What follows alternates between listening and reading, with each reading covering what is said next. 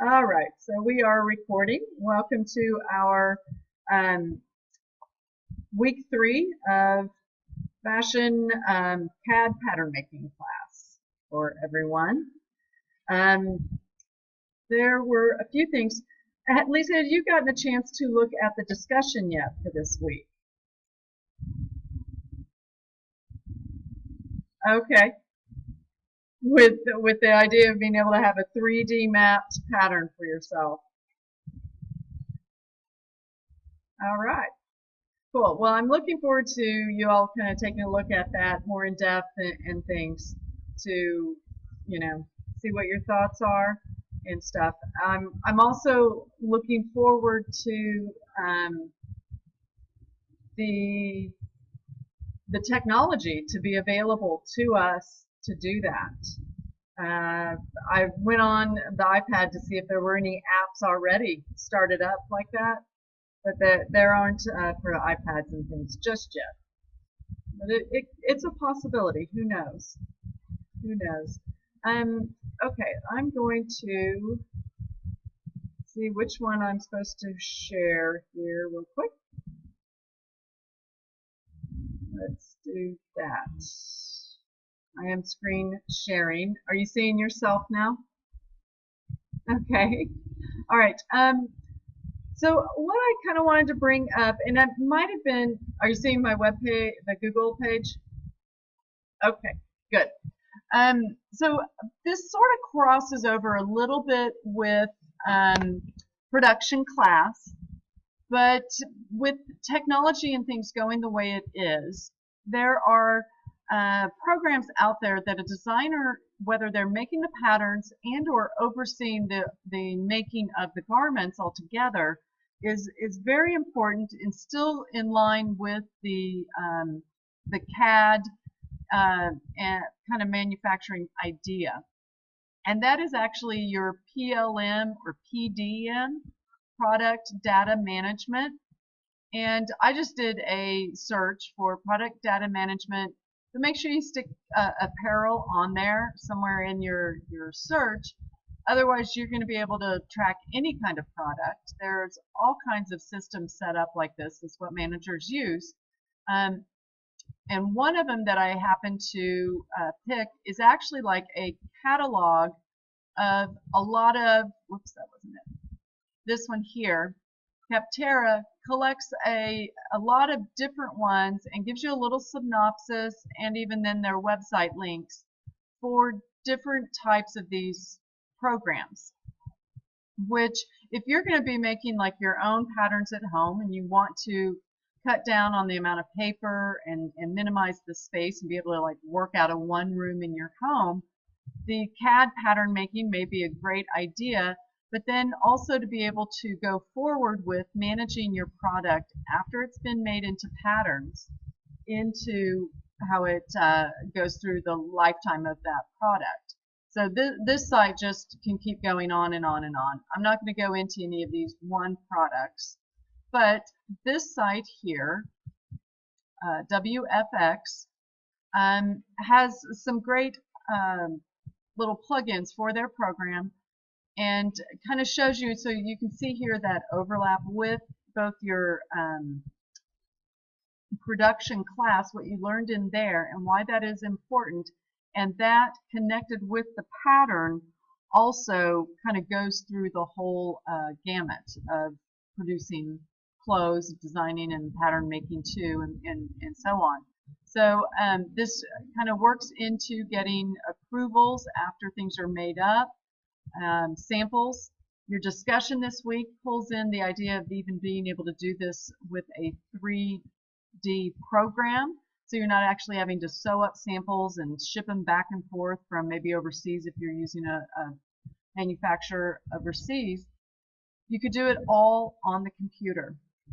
And then once approvals are made, then you can track here. This is a point of measure system. So when you spec a garment and you want to look at some changes from the fit sample to different sizes and things, you can keep comments here. So this is where it's very important to understand your pattern pieces and garments and changes between pattern sizes. Some of these programs or parts of these programs help you develop your line sheet, your flat line drawings, keep track of what kind of color options you would have pieces in. Puts in the most important part, the product costing, so what does it cost to actually produce it, and then also here are some other of their features and things, and then also somewhere with here both your and in the tech packs, that's where it would be, you would list where you're getting your materials. You would tell somebody exactly which pattern is associated, like with this tennis top.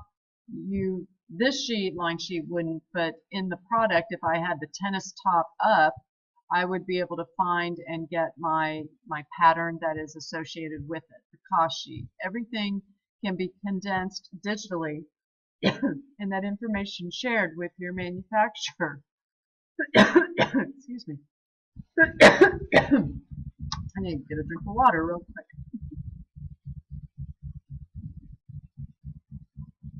All right. So there is that. We'll stop sharing that screen. Are we back to, you see me? I see you? Okay. All right, and it's over here. Another screen share. So I'm going to go ahead and put this into the recording. Lisa had a good question beforehand. Sarah also brought it up. The free pattern packet that came with your Pattern Maker program has shirts and pants. It did not have a basic skirt sloper. So I am in the process of developing one of those for you, so you have access to one. And I'll get that posted on my course connection. I did update week 3 with a little note right there under the yoke skirt, instructions and things, that one will be coming real soon, a file for you to use with some directions then. But this is a sketch here based on the design that's in your pattern making book. And what I'll be looking for is a pattern pieces for the yoke. And really what you do with this is cutting the basic pattern sloper near the base of all those darts, the waist darts, with a style line that's going to come across here, creating the bottom of your yoke piece. Then you will just close the waist darts. And so that's how you kind of get this trapezoid type shape to the upper yoke piece, and close up the waistband, or close up the waist edge so it fits the waistband without any darts, without any folds, gathers, or pleats. Now then the lower part of the skirt is slashed from top of the pattern piece down to the hem of the pattern piece, and then spread with equal fullness to create then the gathered section of the skirt. And you'll have a front and a back for that. It's the same process for front and back in that. And here I was going to come back. Lisa, I'm hoping that we see the yoke skirt picture. Do you see the yoke skirt picture? Okay. All right, good. I'm glad you saw it. I know I captured it on my recording. But go back to my screen share and go back to my Google Hangouts. There we go. All right. Lisa, do you have any questions?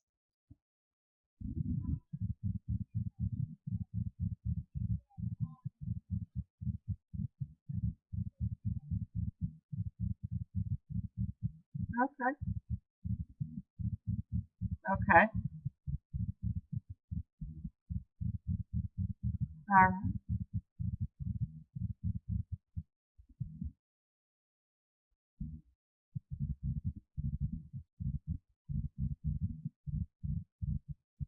Good.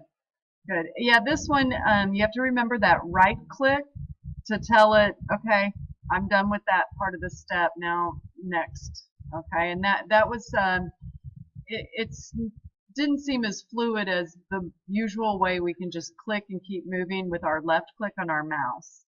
So I'm hoping that everybody that watches this recording remembers It's a combination of left click and right click before you can move on to the next step.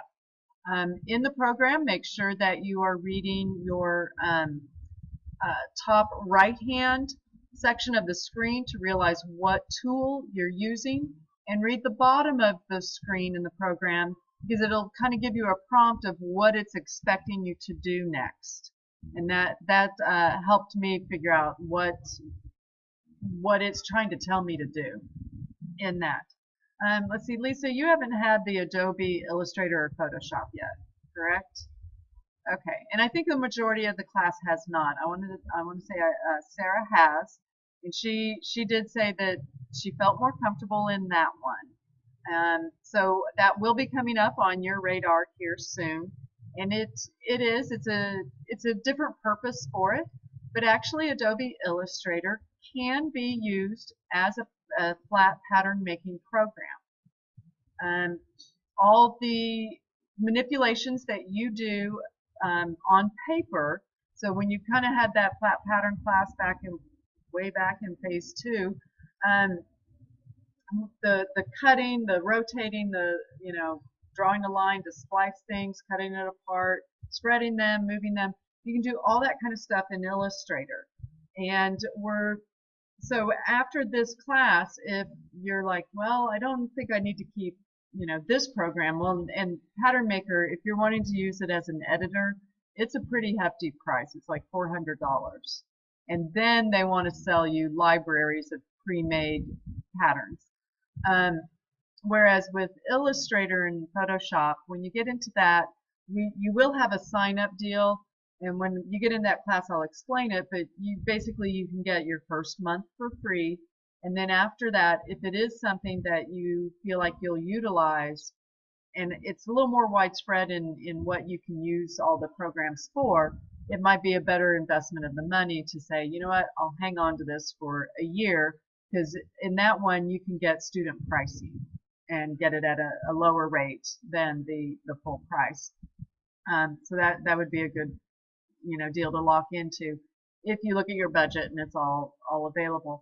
And so I just like to let people know. And then Sarah, since you've already had the class and kind of know the tools how to use it, you can use that in a form of a way of pattern making and things if you want to do it digitally.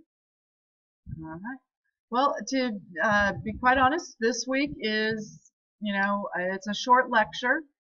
I'm trying to remember what our next class coming up after this. I think it is Fashion Industry Overview. All right, that's a good class. We'll be back to sketching a lot and doing some readings. Okay, no new programs to learn. And then if everybody gets a chance, maybe in the discussion, give Sarah a big congratulations. After this class, she moves on to her collections. So in collections, she will be doing her last set or collection of garments, the last little group, before then she moves into externship, and then she'll be done. So so Sarah, when you view this, congratulations, you're there, and the others, I hope you're encouraged to keep going. You're in the last section of all the classes, so it's coming up close for you too, if you can't believe that it's almost been a year and things. So I think that's it, unless Lisa, you have any other questions? Okay.